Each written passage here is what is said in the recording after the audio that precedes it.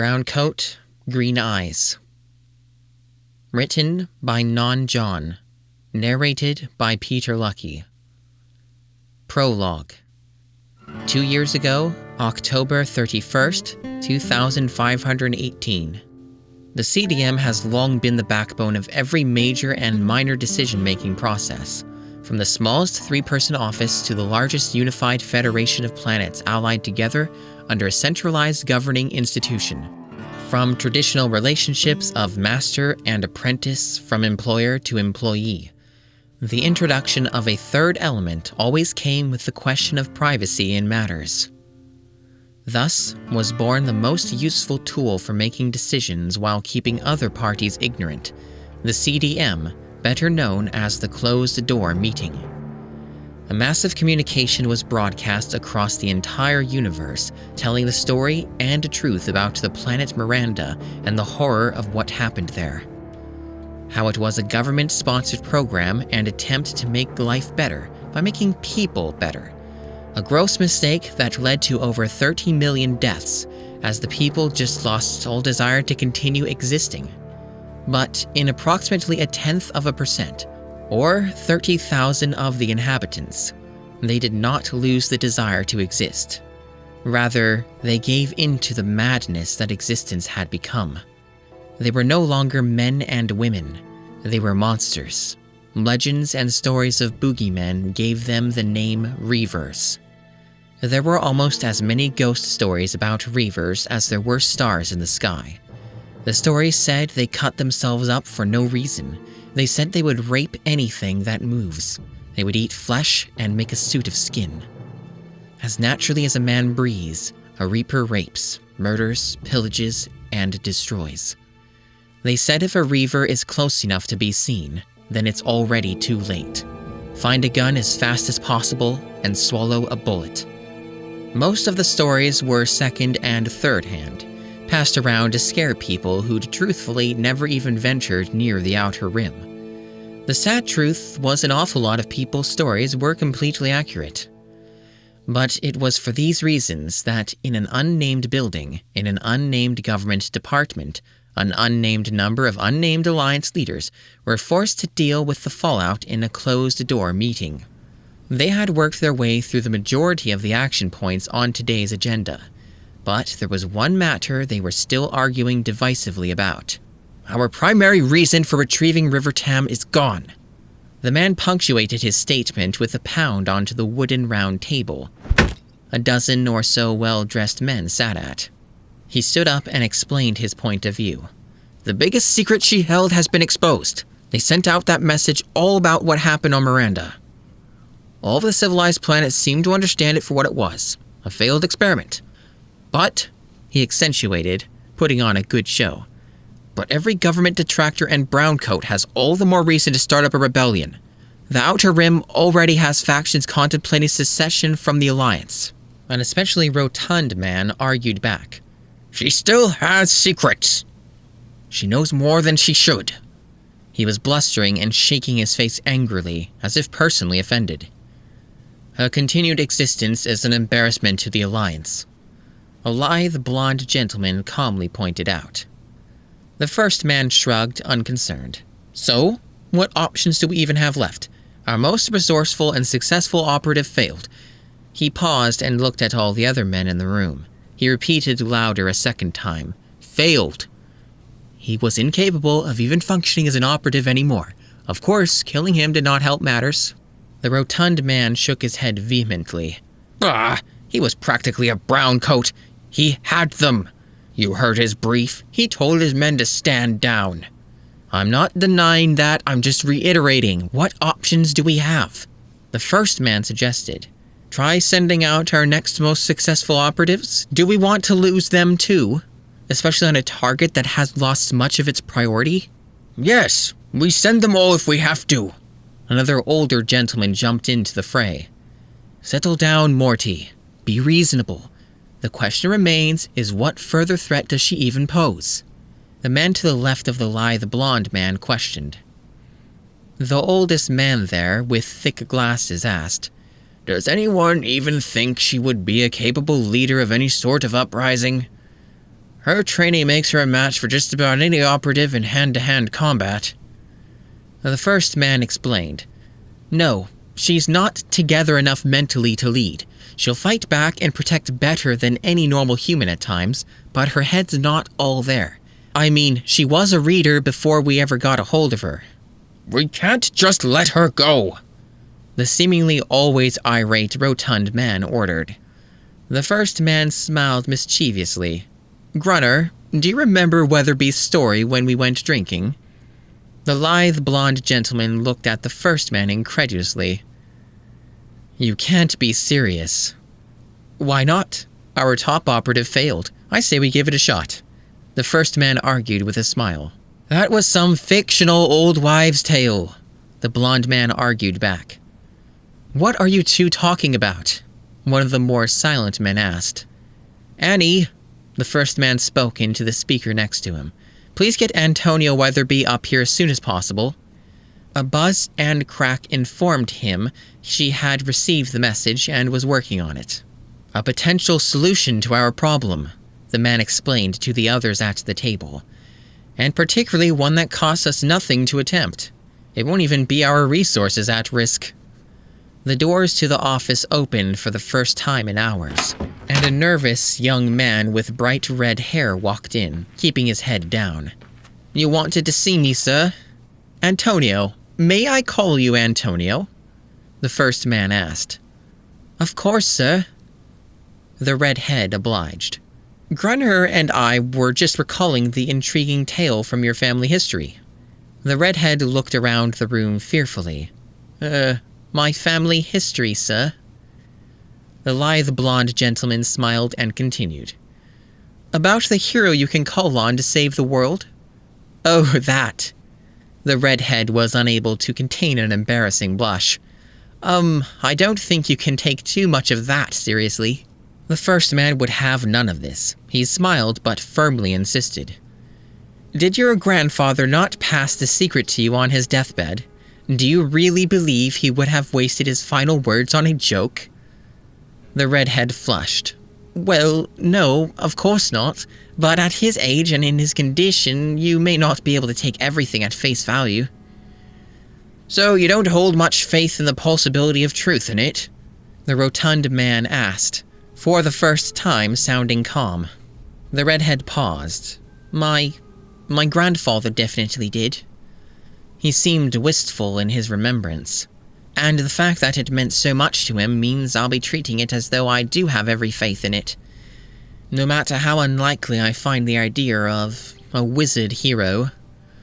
The oldest man with the thick glasses asked respectfully, Could someone please enlighten the rest of us on just what your grandfather believed and shared with his final words? Antonio? The first man asked. The redhead took a moment and reluctantly explained. My grandfather told me that our family has long been the keepers of a true wizard hero. Could you expound on that? One of the older gentlemen asked with a raised eyebrow, when it seemed details were not at the moment forthcoming. The redhead nodded and began to recall the entirety of his grandfather's final hour. According to what my grandfather told me, magic is real, and there used to be people who were wizards and witches. He believed our family was one of the more notable ones. Apparently, these wizards were a complete functioning society as recently as a century before the destruction of the Earth that was. Now, if you believe in all this mumbo-jumbo, you have to go back 4 or 5 centuries. There was an extremely talented wizard, though, while humble to a fault, was a hero in every sense of the word. He defeated 5 different fledgling Dark Lords, and one full-fledged mean-ass bastard, who many consider the most horrible Dark Lord ever. I remember clarifying this point with my grandfather as I asked him if he meant mean-ass, but my grandfather insisted, no, it's mean-ass. Anyway, so the story goes about this wizard keeping the peace and living out something like 150 years. He loved his wife, but they were never able to have children, and then she died when she was 141. He hung around for a decade or so, bored out of his mind. Apparently his legend had grown to the point that he didn't have much purpose left. So he supposedly put himself in a magical sleep, so that when his help could be used again, he'd be awoken and called on. He had no family left after his wife died, but apparently he was extremely close to one exceptionally large family. He entrusted himself and bound himself to that family line. And that would be the Weatherby line, one of the more notable wizardry families? The rotund man asked, with a touch of disbelief. So the story goes, the redhead shrugged. I mean, I think it sounds ridiculous, but... He paused and looked away. He quietly mumbled, I do wonder. What's that? The blonde gentleman overheard and asked curiously. The redhead looked around and saw everyone watching him in various states of disbelief. Well, it took him a few moments, but he finally admitted. There is some evidence leading me to believe it may be true. Really? The first man asked with a grin. The redhead lifted his right hand into the air and pointed to his middle finger. This ring, he explained. Not a bad ring, it suits me decently, but I never put this ring on. It appeared on this finger shortly after my grandfather passed, and I have never been able to take it off. More than a couple men frowned to hear this news, but most were raising curious eyebrows. The first man, who had been smiling through most of this, asked, Tell me, Antonio, would you be willing to help your government and find out the truth about your grandfather's final words? The redhead perked right up. What? Why? Is there any danger? No, nothing too serious or drastic, the first man assured him. Just a unique situation where we could answer some of those questions you have about that ring, while at the same time potentially assisting the Alliance. We had a mission and lost our best operative. We are looking for alternatives to try before risking more operatives. Oh my word, the redhead gasped.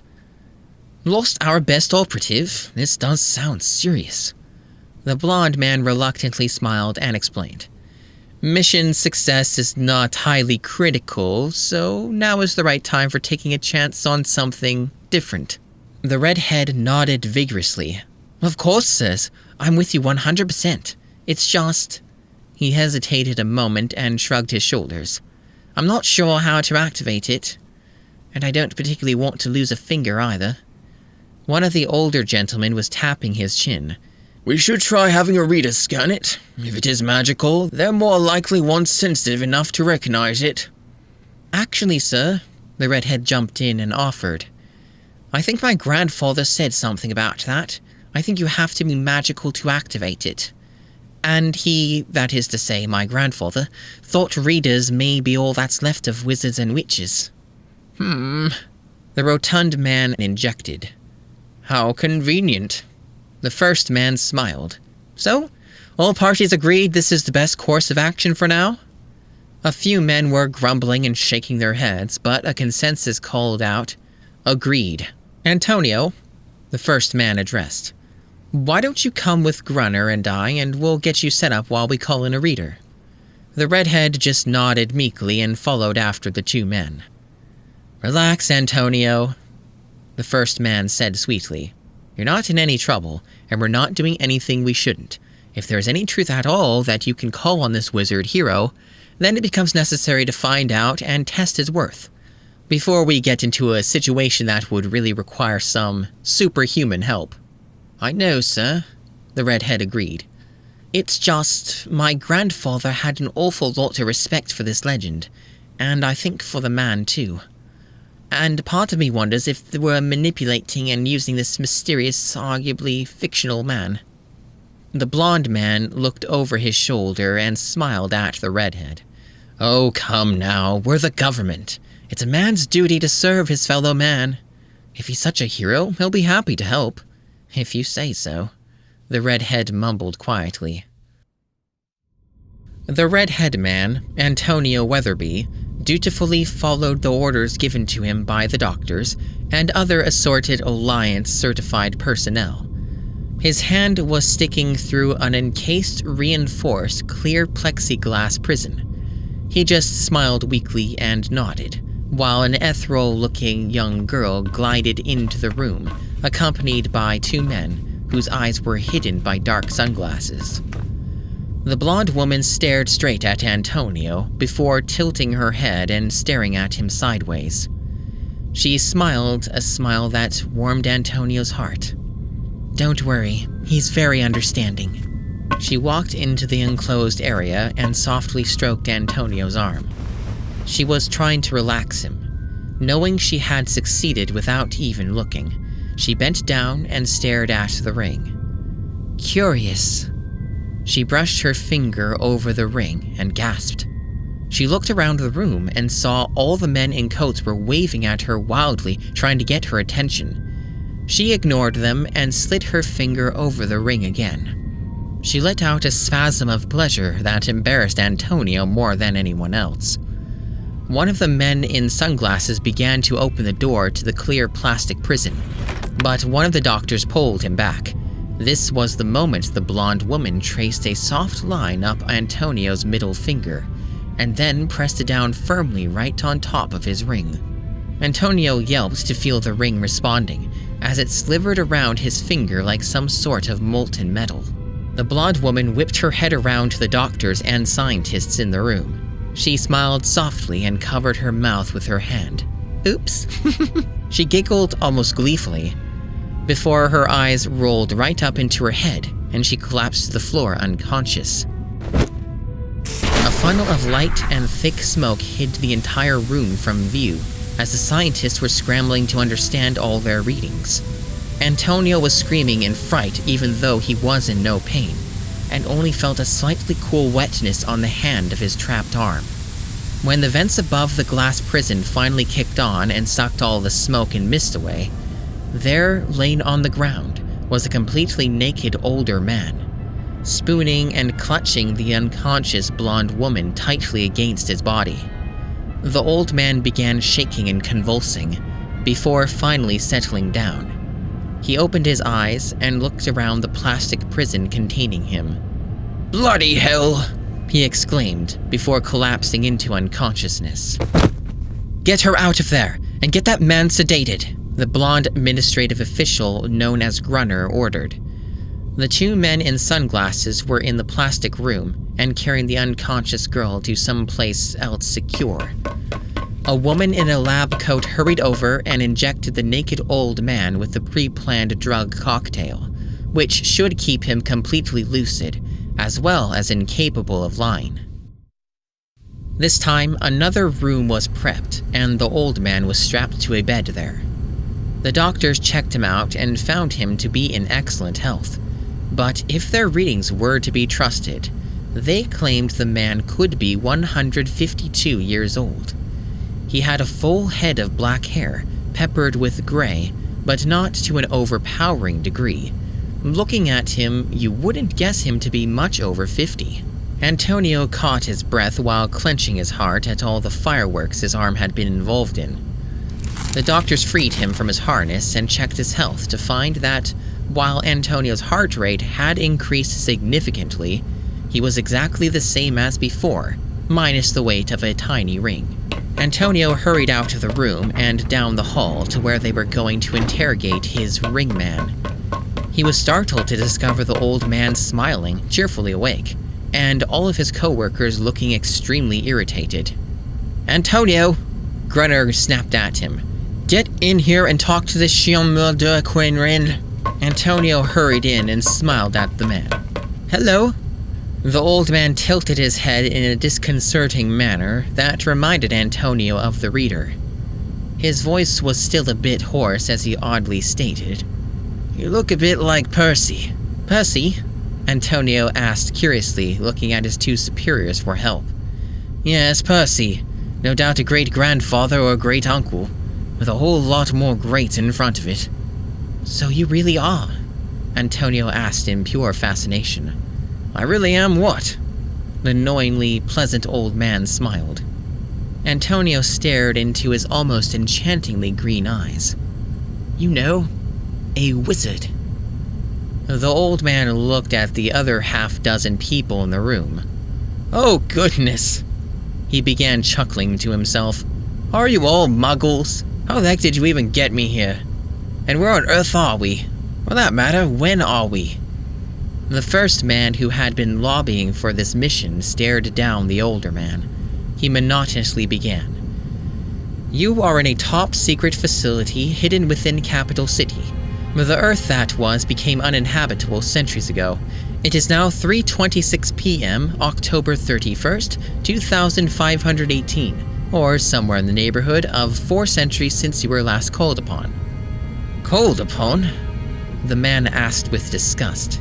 Am I some wet nurse or lapdog to you? Need me to help you take over some other country or topple some regime you consider unsafe? Oh, don't be naive, the first man insisted. There are no more struggles or warring countries. We've been unified under a singular Central Alliance leadership for over 7 years now. Before we get any further, though, I must know who you are. Me? The old man asked, and looked around innocently. I'm nobody important. You appeared out of thin air, supposedly a wizard hero, Grunner explained. Forgive us for finding this intriguing. Are you sure that's where I came from? The old man leaned forward inquisitively. Because that doesn't make much sense. Your name? The first man demanded. What do we call you? The old man looked around. You know, why don't we just forget we ever met, and you all can let me on out here? The first man was watching Antonio tiredly. Antonio paused and answered weakly. His name is Harry Potter. The old man sighed a moment before realizing his name was not in fact recognized at all by the other men. Why am I here? You're here, the first man explained, because we have a mission for you. There is an extremely dangerous and unstable young girl somewhere in the universe. We need you to capture, control, and bring her back. Or if all else fails, terminate her. Harry looked over at Antonio before looking at everyone else in the room. And just how do you expect me to hunt and kill a little girl? She is not some child or innocent, the blonde man explained. She and the other people she travels with are responsible for all of the current instability within our government. She's the reason many border planets and civilizations are talking about another civil war. This will only lead to more deaths for all of us. She must be stopped. So you say? Harry nodded with the doubt clear as day on his creased and gently wrinkled face. But you haven't told me how. You're a wizard hero, are you not? The first man asked curiously. Harry quirked his lips and frowned. Aren't heroes extremely dangerous to complacent, corrupt governments? The blonde man's eyes widened in anger. Are you threatening us? Harry chuckled and shook his head. I wouldn't dream of it. It's just from what I've heard so far. You folks are one well-placed orchestral march away from being declared the evilest evil empire of them all. This is no laughing matter, the first man calmly explained, not the least bit amused. We've rubbed the genie's bottle and out you came. If you aren't going to be granting us any wishes and you're not going to cooperate, then you serve your government no purpose. Because the first thing we are determining, through questioning you right now, is whether to allow your existence to begin. Harry sighed and relaxed back. If that's your pitch to convince me you're the good guys, it was sorely lacking. The first man smiled dangerously. See, that's part of your problem, Mr. Potter. You come from a time when there were good guys and bad guys. We have moved past those barbaric days and are all one people, speaking for everyone's benefit. There is no good and bad anymore. There are only orders and whether you can follow them. Now that there, Harry said with a sad grin, is a speech I think I've heard before, and it wasn't ever the good guys saying it. There are no good guys. There is the law, the rule, the establishment, the blonde man yelled. Period. If there are any good guys, it is the one and only functioning government providing for the people. Harry turned towards Antonio and smiled at him. It was a smile that made Antonio feel extremely uncomfortable. Well, in that case then, let's be bad guys. Without a sound nor movement anywhere, the entire room was plunged into darkness. 2 men yelped and struggled trying to locate a light source or even the door. Antonio heard the tearing of some fabric and had a feeling the wizard hero was loose, free, and the cause of everything currently happening. There were several screams. And then it was complete silence. Antonio could feel his heart beating so hard it was trying to jump out of his chest. "River Tam?" Harry's voice asked in the darkness. Kinda cute." Antonio began gasping in fright. "Relax, Antonio," the voice called out through the darkness. "What kind of wizard hero would I be if I actually hurt you all?" The sarcasm in his voice was quite clear. Antonio was scrambling, trying to spot any shapes at all in the darkness. He could hear Harry whispering, "Obliviate," over and over again. Antonio started crawling towards where he thought the door was when he heard the voice whisper right next to his ear. "Don't freak out so much, Antonio. I think there may be some Weasley in you yet, so just act like everyone else and tell them you don't remember anything. Toodles. Stupefy." The next thing Antonio knew, he was being shook awake, perfectly healthy, lying in a hospital bed several hours later. And it seemed no one had ever heard of Antonio's mysterious ring, nor any stories from his grandfather. Chapter 1. Serenity Now. September 23rd, 2520. "Listen, May, we need to have a little meeting." A slightly nervous Captain Malcolm Reynolds began, as he addressed his peculiar diminutive pilot. River Tam slowly turned her gaze from the vast blackness of space before her, and looked up at her captain silently. "Sir?" Zoe asked, glancing between River and Mal. "Are you sure you want me here?" "Please," Mal nodded, "and close the door." "Wait!" Simon exclaimed, pushing his arm in the way of the rapidly shutting door. "If you're having a meeting about River, I would appreciate being a part of it." "Fine," Mal reluctantly agreed. "Just close the door behind you."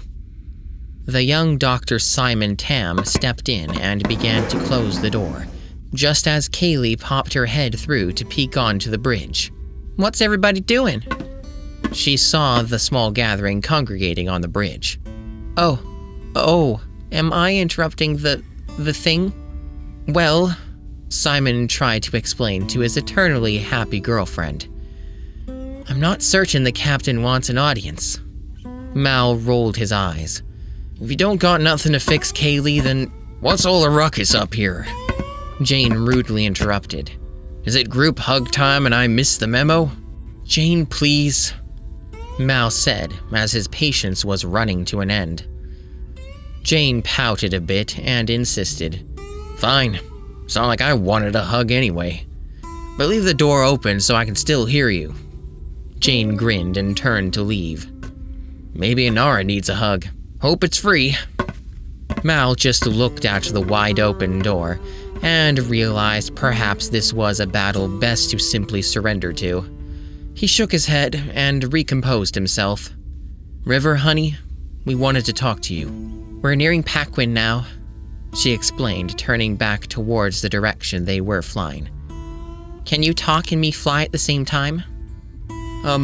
Right. Yeah, I hope so," Mal responded, a touch flustered. "Captain?" Zoe reminded him. "Yes, thank you," Mal replied. "The thing is, River, no one's saying you can't fly. When we're in a tight spot, you're a right quick thinker and you can pull off some fancy flying moves that I ain't never seen before. But lately you've been drifting," River interrupted. "Yeah," Mal agreed absent-mindedly. River explained leisurely. "I think we may have lost the primary buffer panel. That's why we're drifting." "Wait, what?" Mal asked in confusion. "Drifting, as in pulling to the left. The left side has the primary." "We lost that again?" Mal yelped, perhaps more femininely than he intended. River shrugged. "Well, there's always a reason for drifting." Mal realized River was saying more than it appeared and looked over to Zoe. Right, a reason. He watched the emotions on Zoe's face and thought about how things had been going. I'm still flying, in case you wanted to keep talking, River explained, as she compensated for the slight shift in course they had upon breaking through the planet's atmosphere. Simon was looking at Mal hopefully, wondering if the captain had a change of heart. Mal frowned. Yes, well, back to what I was saying. You're a great flyer, but your focus is lacking. You get too easily distracted. We need someone we can always count on behind the wheel of this little beauty. Several of us can fly, but none of us are particularly gifted at it.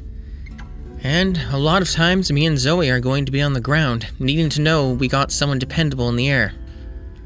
And I've been drifting, River replied, flying exceptionally close to the ground to avoid most detection scans. I refuse to allow you to take her with... Simon insisted. Mal interrupted him and waved him off. I know exactly what you refuse, Doc. And while I have no plans to be pulling River with us into any battlefields, there comes a point you need to act a little less like her doctor and a little more like her brother. What's that supposed to mean? Simon snapped back irritably. Kaylee put a comforting hand on his shoulder. I think what the captain is saying is that River's a big girl. She's doing lots better. She should be allowed to make her own decisions, not you simply making them for her. River took both of her hands off the controls and turned to Mal. So you want me to stop flying your ship, is that it? No! Mal exclaimed, lunging to pull up the ship from slamming into a mountainside. River beat him to it and pulled them out smoothly. Then what are you needing to talk to me about? River asked, resuming her position calmly, gliding them through valleys and canyons at thoroughly unsafe speeds. Zoe jumped in with her softer voice. We're just worried about you, River. We need a pilot we can count on. You've seemed to begun regressing a little bit here and there, and we're considering perhaps hiring a temp until you can get a hold on things again. I never had a hold in the first place, River explained emotionlessly. You were just more forgiving. Mal frowned. Are you saying you don't think your condition's going to be improving any? Of course it will, Simon argued. We can look into more alternative treatments. They won't work, River explained, as she began to lean back into her pilot's chair and was now steering with her feet. Mal glanced behind him and saw how close she was cutting all the curves and turns. He winced in worry and turned away. Look, Doc, Mal explained. You're part of this crew, so is your little sister. We ain't fixin' to boot you. We ain't trying to put anyone in more danger. But it's been a long time since we took on any new crew members, and having a pilot we can trust ready to pull us out of there is going to be a good thing. Now Wash. Mal grimaced a bit at the stoic, unmoving expression on Zoe's face. Wash can't be replaced, but a pilot can. And River's just not cutting it anymore. Come on, Captain, Kaylee pleaded. What if we just call this a warning? Sort of wait and see if River improves any before revisiting this conversation? Simon looked up at the captain hopefully. Nothing horrible has happened yet. Maybe there's some new meds I can look into. Mal shook his head. Don't make me into the bad guy here. I would love it if River could be our all-seeing eye in the sky, but she's not as good off as we were fooling ourselves into thinking. Don't you think you're overreacting a bit? Simon argued with a small smile. I mean, of course, sometimes she... The doctor trailed off, as he saw River had jumped out of her chair and left no one at the controls. She stopped after just one step and clenched her eyes shut. She put her hands over her ears as she hissed in apparent pain. Her eyes flew open, and she whispered into the silence hanging in the room. Potter. She then turned towards the door and sprinted off the bridge and back towards the cargo hold, screaming, Potter! Potter! Potter! Over and over again. Mal shook his head, closing his eyes, and took a deep breath. Oh, hell no. No, no, no, no. No more horrifying and massive government conspiracies. No, no, no. Captain, Zoe interjected. I refuse to waste time on any more wild goose chases. Captain, Zoe said a little firmer. I don't care wherever, whoever, or whatever Potter is. It don't matter. Captain, Zoe yelled loudly, finally getting his attention. Mal turned to Zoe's questioning face.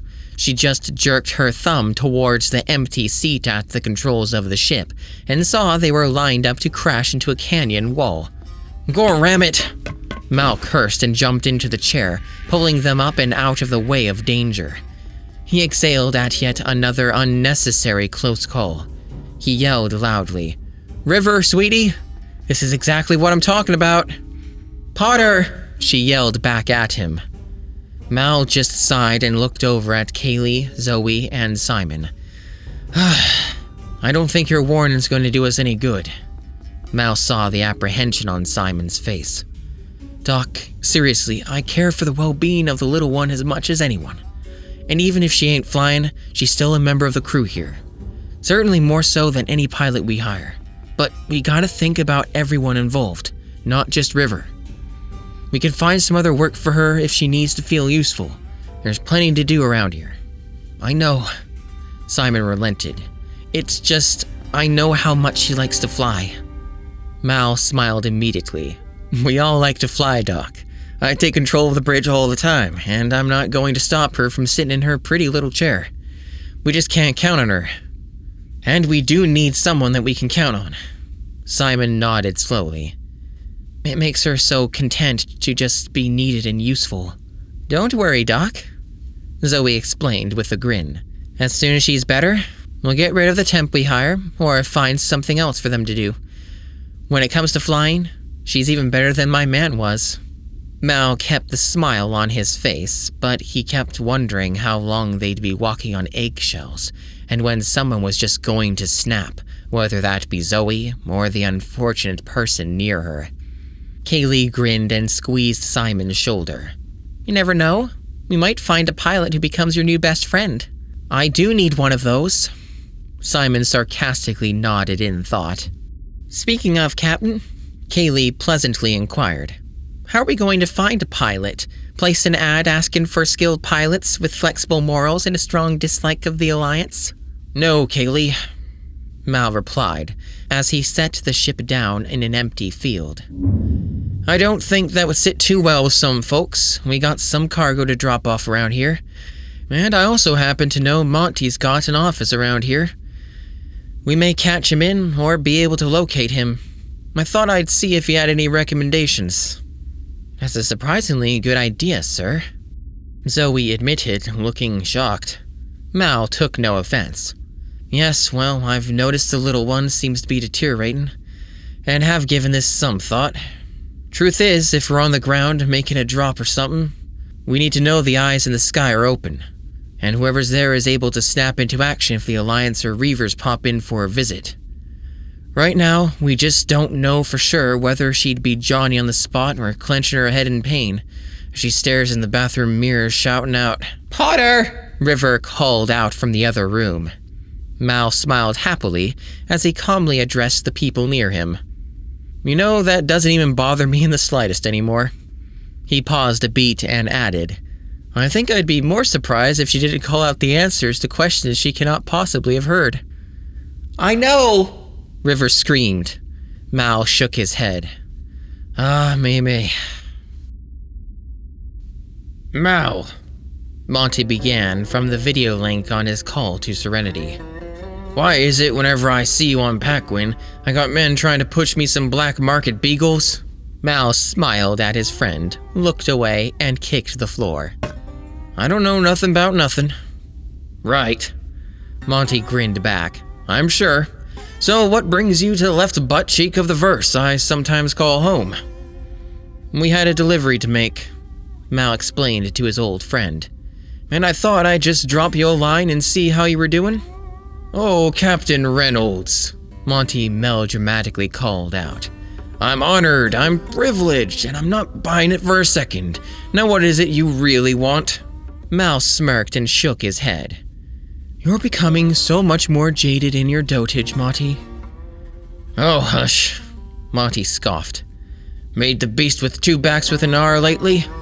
Mal sputtered and choked. I have never.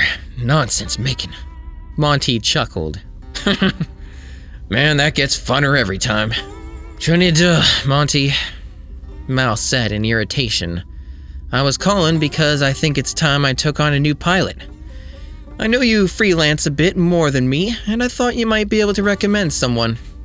Expanding your crew, Mal? Monty asked. What happened to the cute little dish you had?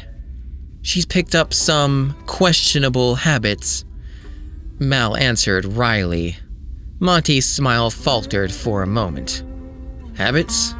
Mal nodded. She's got a habit of occasionally getting up and leaving the bridge unmanned. Monty just raised an eyebrow. That doesn't seem too unreasonable. In the middle of landing, Mal added. Oh, Monty sat up.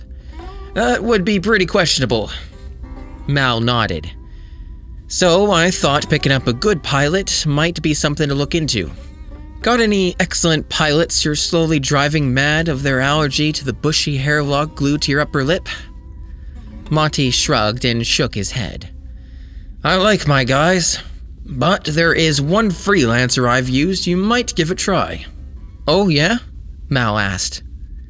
Monty nodded. Yeah, his name's Harry. I offered him a more permanent position, but he declined due to his own habits, one of which is sometimes go off chasing down leads. He's a very picky collector of things from the Earth that was. Can he fly? Monty grinned. He was just hitching a ride on an up-and-up delivery. Reavers killed my pilot and were attacking a small outpost. He led a dozen or two families back to the ship, including my cargo. Then just hopped in the cockpit and headed back this way. According to the others, he was flying circles around the Reapers. He managed to get a couple of them Reaver ships to crash into each other, and that scared the other ships chasing them off. Saved probably 50 people, and saved me probably several 100,000 cred. Sounds like a regular hero.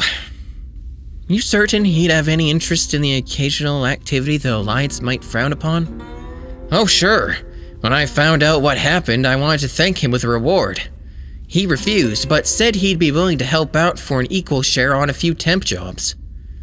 That's curious. Monty shrugged. Yachts vouched for him and knew him. He knew the sorts of things he was delivering and picking up. Harry kept joining with different crews. I think he was trying to meet everyone and was curious about what they all knew about the Earth that was. Good pilot, good guy. Sounds promising, Mouse said with a slight smile. How can I get in touch with Harry? Monty sat back and thought about it. Last I heard, Fanty and Mingo had some work for him. They probably know. Really? Mal grinned triumphantly. I haven't talked to them in a while. I wonder if they miss me. Monty chuckled. With a mug like that, who wouldn't miss you, Mal? So, this Harry, you say he's good? Monty nodded. Yup. With his own questionable habits, he'd fit right in with your motley crew. And here it comes. Mal sighed. What are these questionable habits that make him faulty enough that you haven't locked him down to keep him from going off working with Fanty and Mingo? It's not like that. Monty shook his head. He's just a bit peculiar. I'd trust him with anything, but he's got old eyes. Mal frowned. Does he keep them in a jar? No, nothing like that, Monty said, waving his hand. The kid's probably 25, if that, but his eyes look older than mine. You remember that look in people coming out of the war? His eyes look like he was a general at the front lines. It's a bit eerie. Eerie I can live with, if he can fly. Oh, he can fly, Monty assured him. I was just explaining it because I don't think I could talk that kid into anything he didn't want to do. I would have locked him down if I could, but he wasn't biting. Maybe you'll be his kind of weird. Yeah, we are an odd bunch. Mal nodded.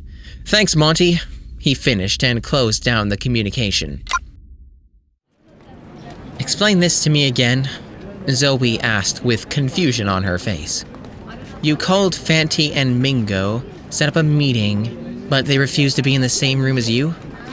They are under the impression that I'm kind of a bad luck charm, Mal explained as they walked to the bar, with Jane following dutifully. And they seem to be worried that I'm still flying with that girl that messed up the bar last time. So then what are we doing here? Jane asked, not particularly a fan of remembering a beatdown delivered to him by a little girl. We're meeting Harry, Mal stated. And perhaps not only picking us up a pilot, but also a job. A job, sir? Zoe clarified. Mal nodded. Seems Harry has a little job he needs to run. Fanty and Mingo owed him a favor, and we're going to help him do it. But he's willing to meet up with us and see if we'd be better for doing this job. Anything further than that, we can decide after the job. Personally, I think he's a bit picky. So what? Jane asked. Now we're auditioning for him rather than he's applying for us? How'd that happen? Mal paused and opened the door to the bar. I guess in some ways we are auditioning. So, Zoe, if you wouldn't mind unbuttoning a couple more buttons. Get inside, Captain, where it's safer. Zoe held the door for the two men.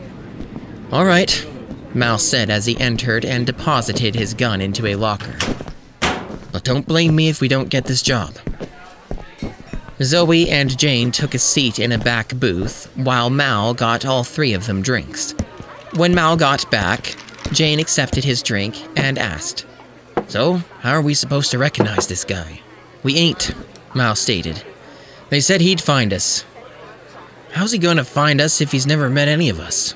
Jane questioned, looking around the room. A young man in a long, grayish-brown trench coat ran up to their table with a bright smile. Bloody hell, you're Jane Cobb! Jane looked over at Mal and Zoe. Yeah? I can't believe I'm meeting the Jane Cobb. Mal smiled at his confused friend. The Jane Cobb? The excited young man gripped his stein and sang, The hero of Canton, the man they call Jane. Ooh, Jane swore, gritting his teeth. I'd recognize that face anywhere. Mal was just closing his eyes, snickering in joy. Lordy, I've forgotten how much fun that mud town was. Look, kid, Jane snapped out. We got some business to be doing here, and I don't have time to. Let me buy you a drink, he insisted with an infectious grin. Well, all right then. Jane readily agreed as the young man whipped around and ran up to the bar. Jane? Zoe snapped. What? He wants to buy me a drink, Jane defended. Don't want to be rude. Mal just rolled his eyes as he sipped his beverage and wiped his mouth. When the young man returned, he was carrying beverages for all four of them, and he sat himself down next to Jane. Thanks for letting me sit with you guys. Certainly didn't wake up this morning thinking I'd be having a drink with Jane Cobb. Actually, son, Mal interrupted. You weren't invited to this table, but I appreciate the drink nonetheless. The young man looked surprised. Oh? Is this that business you got to be doing? Can't you just put that off for a moment while we have a drink? We're meeting someone, Jane began. Perfect then, the man replied immediately and smiled. I'll leave as soon as they arrive. Mal stared at the kid for a moment before half asking, half stating, Harry? Harry grinned a small pout. Nuts. My eyes twinkled too much, didn't they?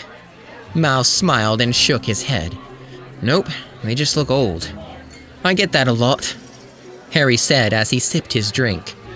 So, Jane I recognize. Does that make you Captain Reynolds? That's me, Mal said, extending his hand for a shake. And this is Zoe. It's a pleasure, Zoe, Harry said with a nod. I'm Harry.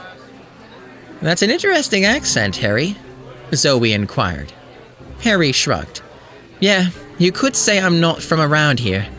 You guys seem like a pretty amiable bunch. You think you might be up for a little work? Mal's eyes glanced around and found it odd that there was no one in the entire room looking anywhere near this table. It was like they were all facing away intentionally. What kind of work are we talking about? There was an item stolen from a man I occasionally deal with. He wants it back. We just need to reappropriate it and return it to him. Your take. And by yours, I mean your entire crew. However you choose to divide it, is 100,000. Mal glanced at Zoe and Jane. That's a generous chunk of coin. Is this item going to be something difficult to transport? Not at all, Harry grinned. It's just a little thing I'd been meaning to track down when I got the chance. Mind if I ask how much you'd be making on this piece of work? Mal asked curiously. I mean, if we're getting 100,000, I can't begin to guess what you're looking to make off this venture. Harry smirked. Not terribly shy, are you? Just curious what it is that drives the potential pilot for my ship. Mal defended. You can learn a lot about a man, knowing the percentages he likes to play. Ah, Captain Reynolds, I'm afraid I must disappoint you then. My take is only that of a mere book, and I don't think you can put a price on something like that. A book? Jane blurted out. Nudie pictures of your sister or something? Harry laughed. Nope, just a book. So, what is it we're going to be reappropriating? Mal asked, after another glance told him they were still being completely ignored. Well, it's an old gun, Harry explained, called the Lassiter. Zoe and Jane simultaneously choked on their drinks, while Mal began coughing violently. I see you're familiar with it, Harry said with an amused grin. Mal soothed his throat with a swig from his glass. You could say that. Oh dear, Harry frowned. If you got something to say that's going to affect your ability to pull this off, you might just want to come out and say it. Zoe gave Mal an intense stare that he returned silently. Relax, Harry said with a wave. I'm not looking to get you in trouble. I'm just looking to avoid too many surprises upon delivery. Is that going to be a problem? Mal stalled. Jane winced a little and said, Define problem. Harry chuckled. Well, some people might consider it a problem if when we deliver the Lassiter to Duran, he recognizes you guys as the blokes that stole it from him in the first place. Yes, well, Mal paled a bit. That wouldn't be a problem for most of us. Oh, this is perfect, Harry grinned. You guys up for this? I can't wait to deliver it. Mal stuttered a moment. You want us to do this because I may or may not have run into the man before? Harry just nodded in complete enjoyment. Right. Mal uncertainly agreed. Yeah, alright. You got much experience flying a Firefly? Harry's eyes bugged out. There's some of those still in the air? Hey, Mal whined. She's a great ship. Doesn't attract much attention. Harry nodded. No, if you got one that flies, great. That's a nice piece of history. She ain't that old, Mal insisted. Forget I said anything, Harry said with a wave as he finished off his drink. I love seeing a well-kept classic that's still in the air. Zoe was smiling at Mal's frustration. You guys want to do this now? Harry asked. I've got a couple things to check on and gather, but I can meet you back at your ship in 2 hours if you're ready. Mal glanced at Zoe and Jane and nodded. 2 hours, we'll be ready. Pleasure meeting you all. Harry winked. I'll see you soon. It was at this moment Zoe noticed Simon, River, and Kaylee had walked into the bar. Zoe was about to point this out to Mal when River just stopped moving and began screaming. River's eyes were closed and her mouth wide open as the extremely high-pitched wail had everyone in the bar grasping their ears and ducking their heads. Glasses exploded and shattered as the piercing shriek intensified. Harry was just watching her oddly, seemingly unaffected at the heart-wrenching sound. He turned back towards Mal, Jane, and Zoe and mouthed, 2 hours, while sticking 2 fingers in the air. While the rest of the room was cowering away in obvious pain, Harry just calmly walked up to the uncontrollably screaming young woman. He looked around and saw everyone was pretty much incapacitated from the sound. He quickly leaned down and slapped his lips up against the wide-open, shrieking mouth and stole himself a kiss. River's shrieking stopped immediately, and she just sat there like a wet fish, while Harry was smiling with his lips on hers. Harry backed away and smiled. "Sorry, miss. Your mouth looked like it needed something to do." Harry winked and calmly walked out of the bar. Simon was trying to get the ringing in his ears to stop, and was temporarily paralyzed in shock while this stranger kissed his sister. The complete look of surprise on River's face was almost comical enough to forget she had just shattered all the glass in the immediate area and made a few ears bleed. Kaylee was standing back up and waving her hand in front of River's face. River was completely non-responsive, though she swayed slightly like a drunken stupor. Kaylee couldn't help but giggle. Mal grabbed a hold of River while Zoe helped the doctor up. "I think perhaps we should partake in our liberations elsewhere, folks. What the Tien Shen De is going on?"